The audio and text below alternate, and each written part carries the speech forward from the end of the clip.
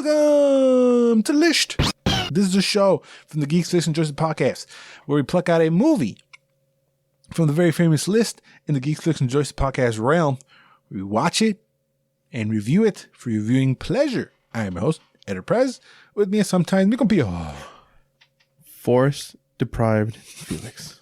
Felix is coming darker and darker, and so am I. I'm going to be turning more emo and emo as if you guys pay attention. Emo and more emo as the fucking movies go on. If you've been here all month, thank you very much. We've been fucking May the 4th month. May the 4th month is Star Wars. We did Episodio 1. We did Episodio 2. We got to close out Le Prequels with Episodio 3. Star Wars Episodio 3, Revenge of the Sith. War. The Republic is crumbling under attacks by the ruthless Sith Lord Count Dooku. There are heroes on both sides. Cámate la verga, Trump. Evil is everywhere. And in a stunning move, the fiendish droid leader, General Grievous, has swept into the Republic capital and kidnapped Chancellor Padme. No, Chancellor Palpatine, my bad. Dyslexia. Leader of the Galactic Senate. As the separatist droid army attempts to flee the besieged capital. No, what? It's moving. The besieged capital with their valuable hostage, 2 Jedi Knights lead a desperate mission to rescue the captive Chancellor. I made a huge mistake on wanting to read these fucking scrolls on the beginning of each motherfucker. It's not good when you're dyslexic. Are the scrolls the most iconic piece of cinema? Yep. Do you? I think hands down they are. Because I'm sure they had what would you call a scroll? Synopsis? What would you call briefings in other movies? Like a prologue? Prologues before movies, but this is the most iconic of all time, eh? Yeah, because this sets you up exactly to where you need to know from what is the start of the movie. And how it starts, right? It's all black and it goes, pinche Star Wars. You're like, yeah. In your face, motherfucker. It's like, pon atención, perro. You're like, oh, fuck, I gotta pay attention because I gotta read. You gotta start reading. You know, Bubbles gets lost every time. Every time. Figured. Where am I? I lost. So yeah, if you're a friend of the pod and you listen to the pod every time, you know I only have one story about this fucking movie. I haven't seen it since the theater, and I never actually finished it because when they were in the fucking volcano, there was a blackout. So I don't remember anything except a volcano kind of fight scene, but I never figured out what happened. So that very iconic, I never saw that in theater. Neta? Never saw that. No. Because that same thing happened to me, but in my case, my dad and my brothers and I did stay and wait it out. It was 15 minutes away of darkness. Now we fucked off. It was only my pops and I. But what's weird is I don't remember any of the movie. Oh, I saw the I didn't see that. That was awkward.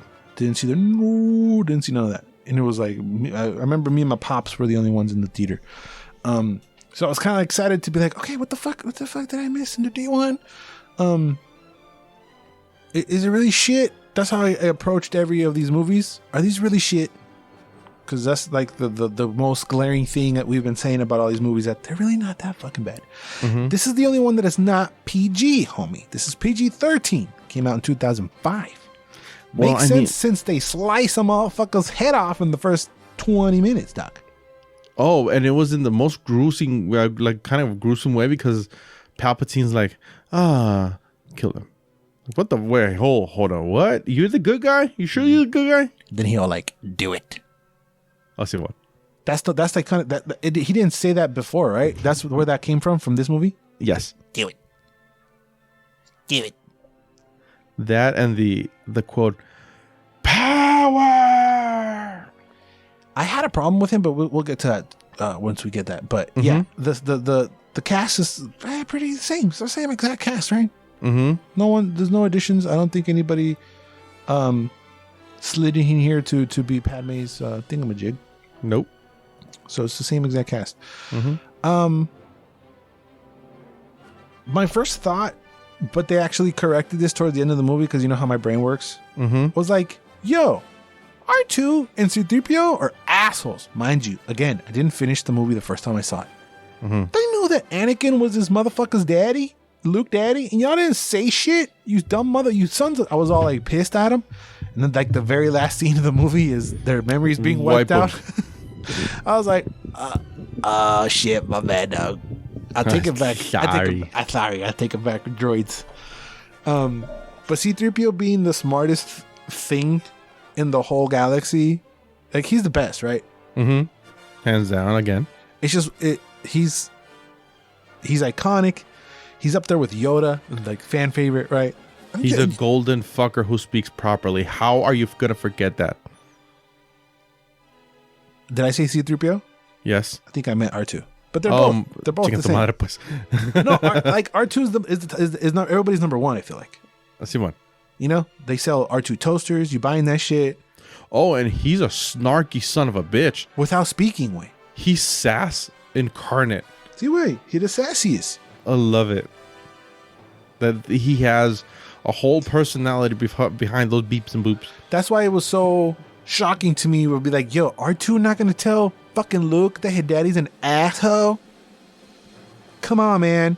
But again, I had not seen the very last scene of the movie, which is also really cool because if you pay attention, that very last scene when El Amidala guy or whatever his fucking name is tells the other guy, Senator Organa, ese way, when he tells the other guy to wipe him, they're in an actual practical set because the rest of the movie is green screen. Yes, it's fucked up. So this part, so this part is actually with practical effects, because the next movies are actual practical effects. So it was like a nice transition between the end of Episodio 3 and making you really realize what's next is practical effects era, which obviously looked way better than all this digital bullshit. Exactly, because digital bullshit ages horribly. But obviously, this is the newest one, 2003. I don't know if they retouched this one as well. I thought the visuals was pretty. These hold up. Oh, they still hold up, yeah. These hold up, like literally hold up. The other two, a little iffy, right? Oh, the first one don't hold up. The first one don't hold up. The second one's struggling. You can say these hold up. Yes, still. After almost 20 years away. Yeah. That's what I'm saying. I don't know if they went back and touched them, you know, or they're just dope from the beginning, right? I feel like they did touch them a little bit. Not perfect, but they hold up. General Grievous is pretty cool. He's pretty cool looking. Oh yes, he is. He's menacing. He's icky. He's bad. He's a robotic cucaracha bear. But why does he cough if he's a robot? You not know this? I know he's got real organs, but I'm not sure why. I didn't watch the Attack Clones, whatever the fuck. Cause he's like the main bad guy from the Clone Wars. Yeah, he's the new leader of the Separatists, I think. He was trained by Dooku. But the thing is that I don't know exactly what happens, but he looked very differently. And as time went by, he had to augment his body to keep up with the fights and whatever. So he was a human? Not a human. He was a race of alien, but he was flesh and bone. And then as time went by, he had to get these augmentations. But why he coughs is in the animated one, the one that made Samurai Jack. Because there was a skirmish where Mace Windu pops up. He's fighting Grievous. Grievous fucks off, but he was just in range so that Mace Windu used like a force crush and crushed the organs. So that's the origin of the cough. Well, see, me not knowing that, it just looks like a robot cucaracha coughing way. And if you're a robot, why the fuck you coughing? Yes, towards the end it's revealed that he has like a heart or whatever in the battle with Obi-Wan. With Obi-Wan. But prior to that, it just comes off of weird because I ain't watching the fucking Clone Wars. Fuck that noise. No, that wasn't. I don't know if that was in the CGI one, but that wasn't the OG one. And I'm not watching either of them. It was. I mean, you can find it. You can find it on YouTube, and it's not that long. You can watch the whole thing in 3 hours. I know, but I'm not doing that. Is my point. Oh, yeah. If I'm just sitting down and watching Revenge of the Sith, that part makes no sense. It's a robot cucaracha. Why he got lung cancer, dog? It's a robot cucaracha. If motherfucker smoke a dog, what's going on? I did not get it. Now that you gave me the explanation, makes sense. Going in, no that way. But again, the main issue with all these fucking movies have the same weird delivery from every fucking human in this galaxy. And again, it's so weird that even the most colorful motherfucker of all time, Samuel L. Jackson, delivers every line the same fucking way. But the thing is that on this movie, they're more passable. They get better with each one. This is not good by any stretch of the word, but it is the best of the three. The best deliveries and acting wise. Whatever. You would imagine, because you did 3 of them, right? So you got to at least get better. But it's just weird that he maintained that color. It's just very gray. It's just very monotone. It's just like it's noticeable. That takes you out the movie. Like, why is everybody talking like that, yo? Mm-hmm. Can we have a little bit of color? No, right? Did you notice Padme's hairdo the first time we see her? Nope. She has Leia hairdo. Oh, when she's like hiding in the columns? She's hiding in the columns, and a lot of lighting is used beautifully to tell a story. When she's hiding in the columns and she's giving a very light story, the fact that she's pregnant, and it's all done in the dark. So it's very like light and dark, y la verga, and the other side of the coin, and these huevos and all that kind of shit, right? Mm-hmm. But it's also really kind of wild to think that it's Vader, top villain of all time, right? Yes. He's the darkest, most troubled motherfucker of all time, right? And he's the most savage of them. He's the most savage. So it doesn't make sense why 2 out of his 3 movies are rated PG. You see the disconnect there? Yes. Kind of don't go. They all should have been PG-13. At least. I feel like they almost wanted to make this one PG, but they cut Dooku's head off. So it's kind of like, all right. And Boba's daddy loses his head in the last movie too. And that's PG, so I guess we were just like ruffians back in the day. Mm-hmm. I don't know. It just that doesn't make any sense. But I think that like the situation or the backstory of Dooku losing his head was more violent this time around. Yeah, the whole movie is violent and fucked up things happen. But at the same time, I don't feel like it took much to piss Anakin off. Because he was pent up with all the frustration with the council. But like, use a bodyguard. Your opinion shouldn't matter. Like, know your fucking place. Just because old fuck over here is telling you that you're the shit, but you're not the shit, and you believe you're the shit, it's like... But that comes with the whole weight of the Jedi Council denying everything of him because they don't trust him. Because they think he's gonna fuck up, and at the end he does fuck up because of the council, because they undermined him in every way. I understand that, but I guess bringing it back to Hayden's performance, it doesn't. It just comes off like a moody emo little bitch, you know. I had to put this together when it should have been delivered by the actor. Right. Again, everybody gets better, and he kind of stays the same, which is kind of wild, you know. Mm-hmm.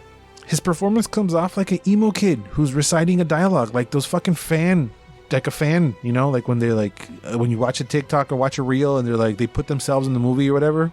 Mm-hmm. It kind of feels like more than that, like an emo reciting the script rather than a professional actor. I'm sorry. Hopefully you do better in Obi-Wan because he's supposed to be in there. Hopefully you kill it. But in D1, you sucked balls. Mm-hmm. Major. You know? How'd you make murdering kids seem chill? Oh, that was messed up way. Right? Even the little kid was like, what are we going to do? and he just like, oh, fuck. Chops him to pieces. And then he's just like, hey, whatever. You should be like trembling with like inner turmoil. Like you should be with fucked what up. You just fucking did, which is heinous. No, he's looking out the window and a single tear drops out. A single tear for like 40 kids. You sick fuck. That's how much the kids meant to him. But these are kid movies. Cling. It just doesn't fucking go. But we definitely explore Palpatine and Anakin's relationship here. I really enjoyed the balcony scene where he's telling them about like that one master with the midichlorian guy that can manipulate life or whatever, and just the glee in Palpatine's face when he's like, yeah, his apprentice killed him, and he's all smiling because he's the motherfucking apprentice that killed him. Mm-hmm. Just the glee in his face, you know, in the subtleties. And I like that we know what Palpatine knows and what he's trying to do, and everybody else doesn't. So I kind of like that the movie puts you in that position, you know? Mm-hmm. We know he's the evilest motherfucker, right? As an audience. Unlike last movie, which we weren't still not sure whether or not we knew who Anakin was from the get. We know who Palpatine is. We know he's the fucking nasty old fuck, right? We know what his intentions are, and nobody else does, right? And they're kind of starting to be like, oh, I'm getting bad vibes of Palpatine. You fucking think? You think? So I like that we know what Palpatine is doing. We almost know what his next move is, and nobody else does. So I kind of like that they put us in that position. I guess they make a big deal in the Star Wars lore. Order 66. Did I get that right? Simon. Order 66 gets mentioned a lot, like it's a giant deal, and that's what was like the order to get rid of all the Jedi. Yeah, because all the clones have a chip in their brain that once they get the like execute Order 66, that chip takes over, and that's why they killed everybody. And that's why the company that was always under now appointed General Obi-Wan Kenobi, they didn't kill him because they stripped those chips off their brains. I guess what I'm trying to say is that did more happen in the lore that obviously wasn't shown in the movie? Oh yes, a lot more. Like, because I think one of the games that they're working on, the Fallen Order, that they might thinking that they're gonna take place, like the Order 66 that took place there, right? They were supposed to kill him. That's that moment where he sends that order. Or am I tripping? In the Fallen Order one? Yeah. Yeah, we see what happens with a different count, with like a different group of Jedi.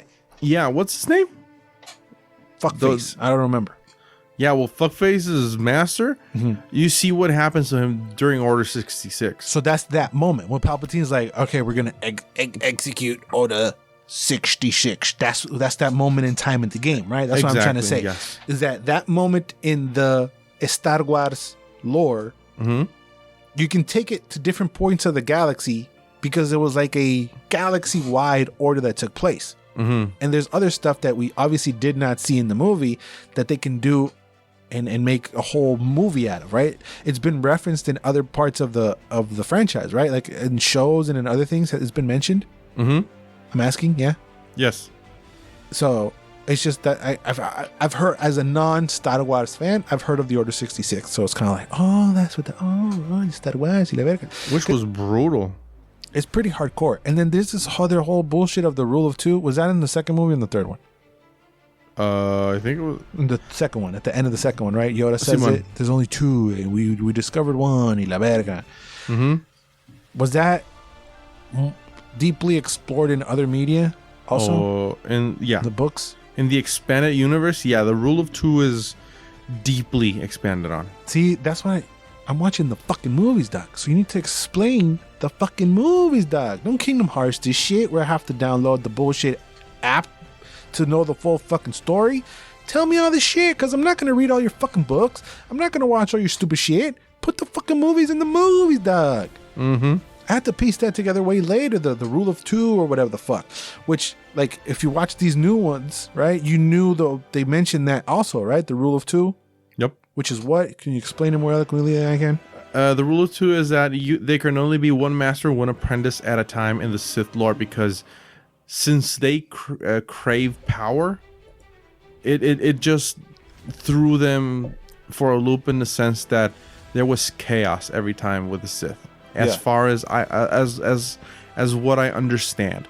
So when the Sith got culled out of existence, there was always two, in the meaning that there was a master who took an apprentice, but because of this power dynamic, you can't be a master until you have to take that title. Yeah. So that's why you have to kill your master, then you have to take another apprentice. So it's like a lineage within the Sith. Exactly, a type of lineage, because like kings, kind of.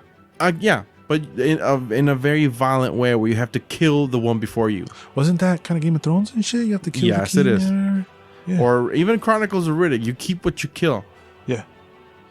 But again, that wasn't explored heavily in the movies. It was just mentioned by Yoda in like 15 seconds. And that carries on with like, that was mentioned in the newer ones, right? That they Kylo y la verga y the rulo tú y mis huevos. I don't know if they mentioned in the new ones.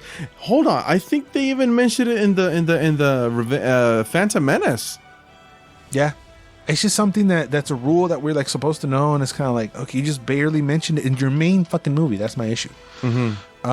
There's Star Wars lore is just wild and crazy, and you could just keep digging and digging. It's similar with like Lord of the Rings and other stuff. You just keep digging and digging and digging. Don't get me started on that.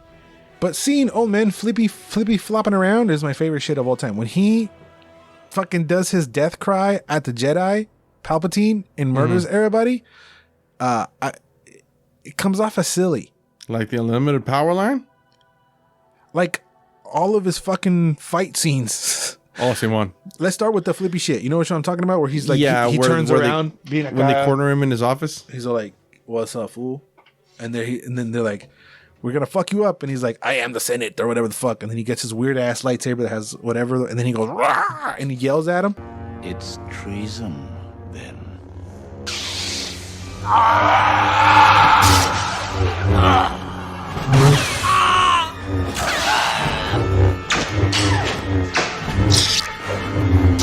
Allegedly, that cry is something Sith related. It's not just a terrible audio cue. Oh, really? Supposedly, I did not know that. It's a power. He's doing something where he's fucking like he's hindering them, like releasing themselves. Not kind of like restricting the other guys because he fucks up legit Jedi masters. So allegedly, that is like a tactic to like freeze them for a second. That's why he can kill everybody real bien pelado. But he's killing like legit masters, which is kind of like, yo, Grandpa, chill the fuck out. We had to just save you in the beginning of this movie. Like, relax, wouldn't you? Chill out, no? But yeah, when he's on the window with Windu, that whole part is very, very tough to get through. That's why I was putting this one towards the end, because his lines, I don't know if it's his lines, because I don't know if it's his performance. It's just so fucking confusing, because when he's on the balcony explaining other shit, that performance is engaging and I'm in and I'm paying attention. But in the window, he's all fucking silly and campy, and is all like, every time he goes, they close up to this terrible prosthetic face, and it's just super campy, and he's all like, die. It just doesn't fucking go. It took me out. It did. I mean, after the turn and whatever, it did. Oh, and this is where the last transformation happens. Right, where he Anakin baptizes his ass and knights him as fucking Lord Vader. Why Vader? I wish they kind of explained that a little bit. They explained why his name is Solo, and you can't explain Vader. Okay, this is retroactive 2020. That just part just didn't make sense to me. Simon. Is there lore as to why Vader? I don't know, but it's gonna sound so stupid, but I'm just looking up if this is true. In Pitch Perfect, The movie Pitch Perfect? the movie Pitch Perfect, Okay. like the romantic interest of Anna Kendrick is like recommending movies to her, and she was like, well, it was obvious that Darth Vader was Luke's father, and I was like, what?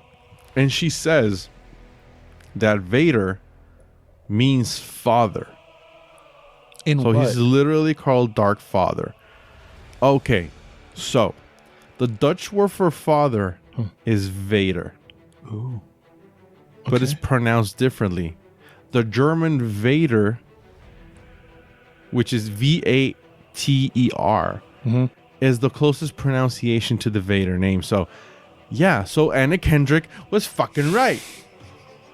Shit. So he's literally... So now we gotta watch other movies to get fucking origin stories of... Bitch, just tell me, way. But now I understand Palpatine's smirk at the end. He was like, Darth Vader. I mean, it's one of the best names of all time. Yes, it is. He's the best villain of all time, right? Well, some might say Joker, some might say whatever. Iconic. It's fucking I think Vader is the best. His design is timeless and will forever be dope. And yeah. It's going to be year 2150. It's set in stone. Yeah. As the most badass thing ever. Ever. Like, you don't ever tweak it. Don't ever change color. Don't do shit. Which was a safety for Palpatine, because Vader's armor hindered his movement so much that Palpatine was like, I did this because I don't want this fucker to kill me. That's why. Oh, he put a muzzle on him. Yeah, because, for example, his shoulder pads are static. So the whole chest piece is like the chest piece and the shoulder pads. So this makes it so he can't lift his arms. Yeah.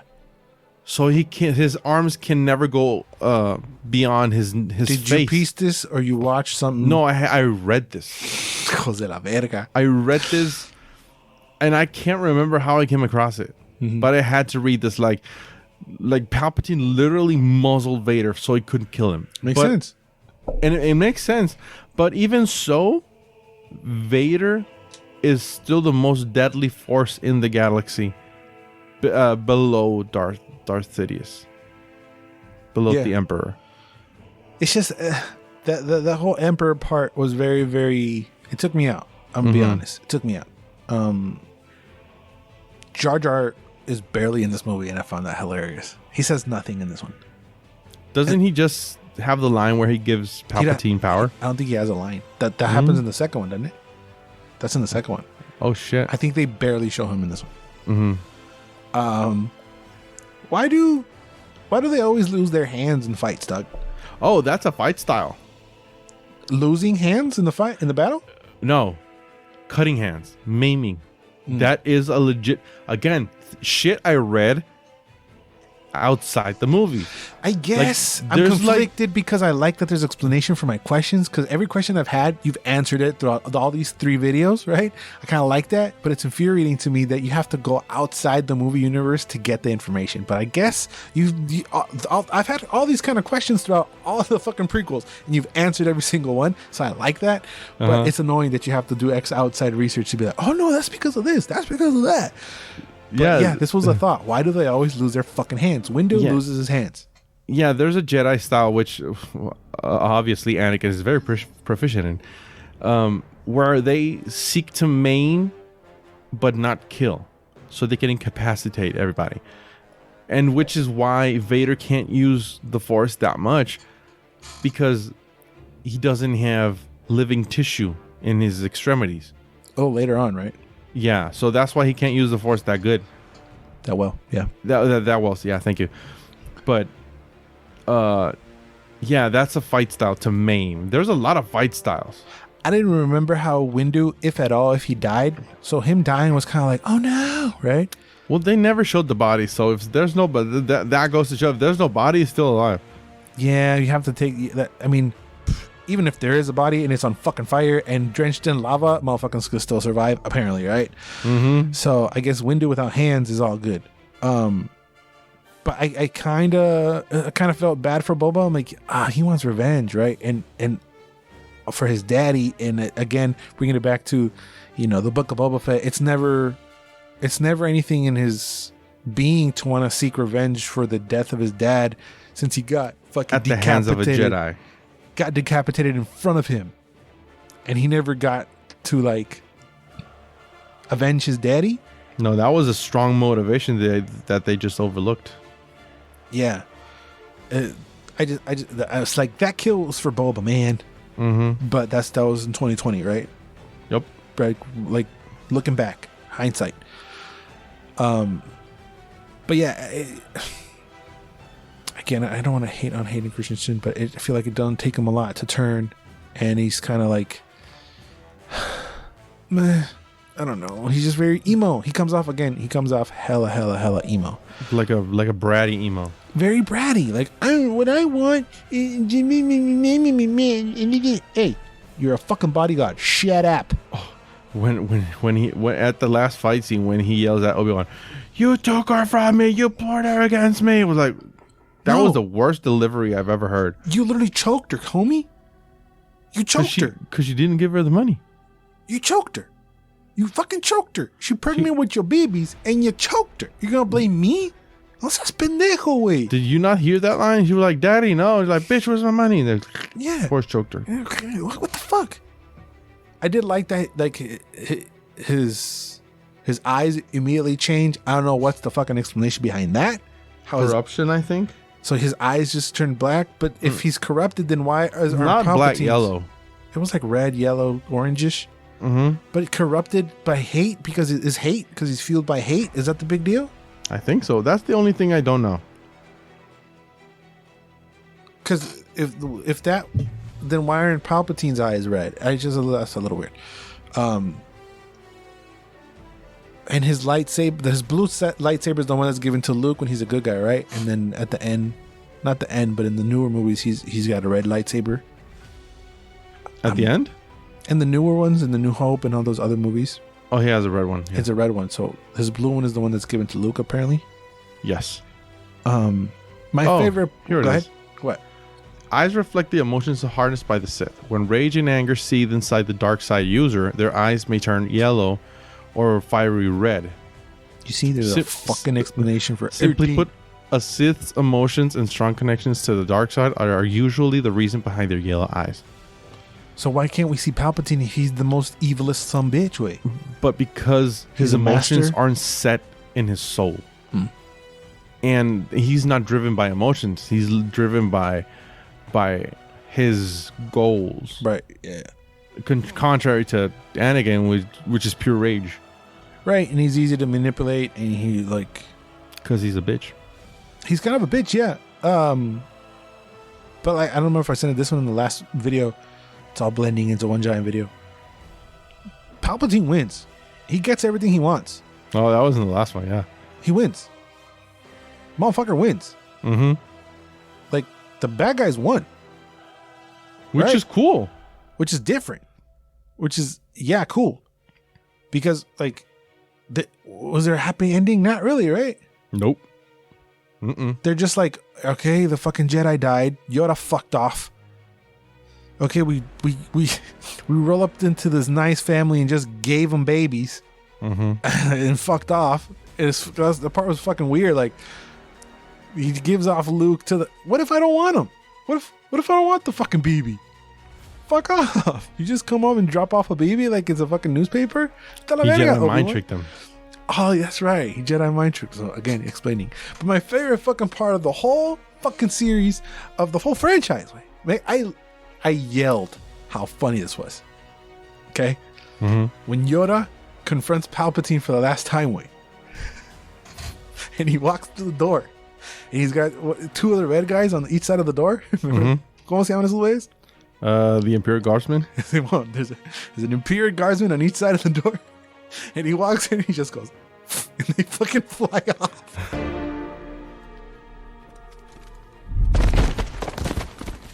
I don't know why that fucking got me. He's all like, move, bitch.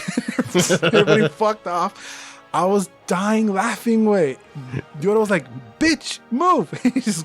Everybody fucked off. I was dying laughing so hard. And bet money that in the back someone was yelling, Luda. I don't know why it got me. I'm going to try to find it and put it in the video. But I was laughing so because just nonchalant. Yoda walks up. He's all like, and everybody fucks off.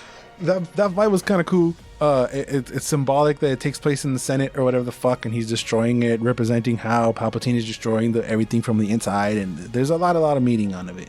But I think my main issue was how Palpatine portrays himself, and he comes off very campy and cartoony, and kind of take that along with Hayden Christensen not getting better throughout the movies, just kind of dragged it down. And it's not. I guess you're right. The second one is the worst one. Now that I'm thinking back at it. Yeah. It's because so much happens here that it's hard to call this one the worst one. Mm-hmm. I mean, I think this is the most plot driven of the three. Right. Stuff actually happened. He turns into Vader. And the reason why he turns Vader and all that stuff, I guess is the conclusion. I think if I had to pick, I still like the first one. I completely 100 flip-flopped. I was calling this the worst one. But now that I'm thinking about it and I have an open mind, I'm like, you know what? This isn't the best one, but it's not the worst one. The second one is the worst one. I'll give this one a overall. The prequels, I think overall for the prequels, they're not terrible. No. I feel like they say that they're worse than they actually are. Yeah, they're flawed, but they're very fun parts and enjoyable to watch. You can, if you look for the good in anything, you'll find it, right? And you don't really have to look that hard to find it. It's right there. Just don't be a cock about it. I would rate this one a 7.3 out of 10. I would give it an 8. Because I had to give it less than the other one and more than the other one. And I gave the first one 7.5, the second one a 7, and this one 7.3. So right in the middle. So see, the worst one is a 7. Yeah. But the way the internet talks about it, they're like, it's a 3. Because of Jar Jar. It's like, settle the fuck down. Yeah, Jar Jar's just a piece of the whole pie. And they you can took just him cut out. it. Yeah, you can take it out. Like exactly what they did. They took him out. And everybody's happier for it. Yeah. But yeah, this was a nice nostalgia kind of trip and revisiting things with an older big brain, which is what we intend to do right here on the list. Leave a comment down below. Would y'all adventures on Episode 3, Revenge of the Sith? You guys remember watching in the theater, DVD, any and all thoughts and adventures? Please make sure to leave down in the comment section below if you've seen it. You haven't, hopefully you watched it along with us. Your thoughts, your theories, any and all that. We love reading the comments. Please do that for us. If you like the channel, please make sure you like, comment, and subscribe for more videos, especially more lists. We're having changes on the channel coming next month. I don't know if I'm going to say it, but on the next pod or not, but just double check. Next week on the list to prepare for Top Gun 2, we're going to watch Top Gun 1. Mi compa Felix never actually seen Top Gun, and we made him watch it, and we're going to do Top Gun for next week. So make sure you click out for that. You can follow me personally at Paurazes, Paurazes, as well as my ghostly friend, Jafel91. Follow all the socials, all that good shit. I didn't do outros for any of the other ones. Yeah, anything you want to say to the beautiful people, Felix? Twice the pride, double the fall. Don't know what that means. Always and forever. You do you. Bye-bye. Oh, wait, you know lines from the movie, Doug? Yeah. Oh, I tried to say something from the movie at the end. Here's my line. Do it. That's all I can do. Or unlimited power. Settle down, Grandpa. Change your fucking diaper, take your pills, and go to bed.